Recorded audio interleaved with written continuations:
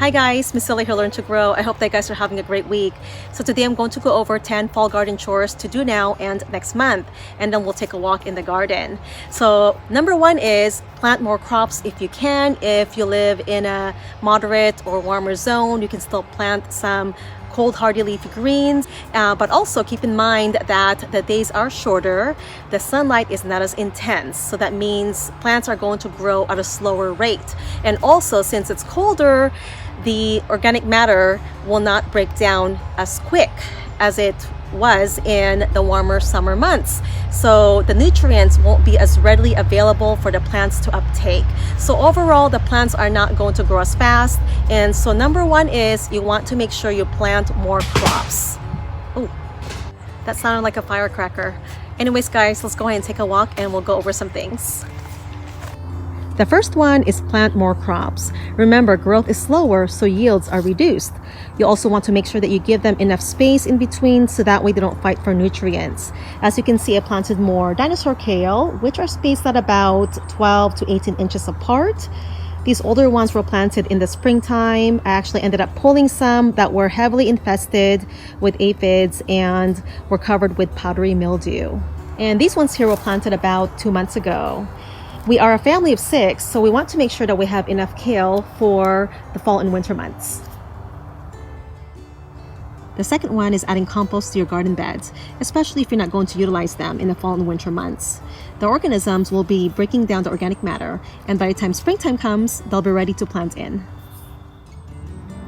Number 3, mulch your garden. Mulching prevents soil erosion, protects microbes, suppresses weeds, prevents moisture loss, and protects plants from shifting temperatures. We primarily use wood chips because we get it free, but you can also use dry grass, dry leaves, or hay and straw. Number 4, save seeds if you have time. This can save you some money, but also plants that perform well in your climate that go to seed become acclimated to your growing zone, and this can make them more productive, resilient, and sometimes disease resistant. Just make sure to save seeds from your most productive and healthiest plant. This one is sweet cicely or sweet chervil. I'll be saving these purple potted beans as well. They were so prolific, so I cannot wait to plant them again. Also saving some celery seeds. This was the one that I grew from scrap. So we're going to get a bunch of free seeds. When saving vegetable and fruit seeds, it's best to save from open pollinated and or heirloom varieties. That way they will breed true like their parent plant. Sun Gold tomato is an F1 hybrid, meaning it has 2 different tomato plant varieties for parents. So if you plant them from these seeds, they may not breed true. Number 5, you can extend your fall and or winter harvest if you live in a warmer climate. I ordered this from Amazon and I ordered it based on the reviews. So it had 4 to 5 stars, so hopefully it works out for me. And I'll be placing it on this urban raised bed, so stay tuned for that video. And also guys, if you have a cold frame, make sure to get it cleaned out before the temperatures dip below freezing. And you can also grow in your greenhouse or hoop house to extend your fall and winter harvest. Number 6, continue to harvest and dry some herbs. So I've got some rosemary, pineapple sage.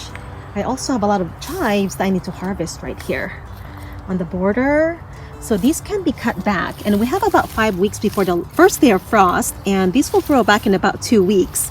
So you can actually freeze chives, dehydrate them, or use them fresh, of course. So to freeze them, make sure to check the link below on how to freeze them. It's pretty easy. I'll put it in the description box.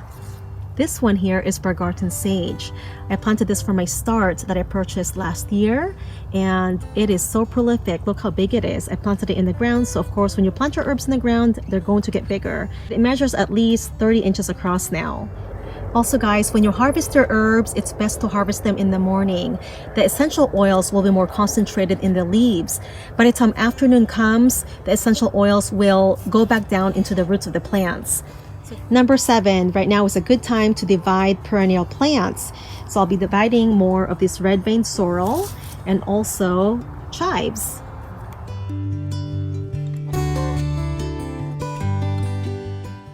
It's also a good time to propagate herb cuttings. You can overwinter them and plant them out in the springtime. This is the bay leaf, and I'll be taking some cuttings of these soon. Number 8, clean up your garden beds and make sure not to compost any diseased plants. These are covered with powdery mildew, so this will go in the garbage. I don't want to take a risk of putting these in the compost pile because the spores can overwinter and they'll come back again next year. You can even chop and drop your garden trimmings, so if you don't compost them, you can just actually leave them on the ground and they'll break down over time as well. Number 9, clean and store your garden tools. I think I'm going to try some oil and some vinegar and maybe baking soda to get the rust out of those garden shears. Just make sure to store them somewhere so they don't get wet.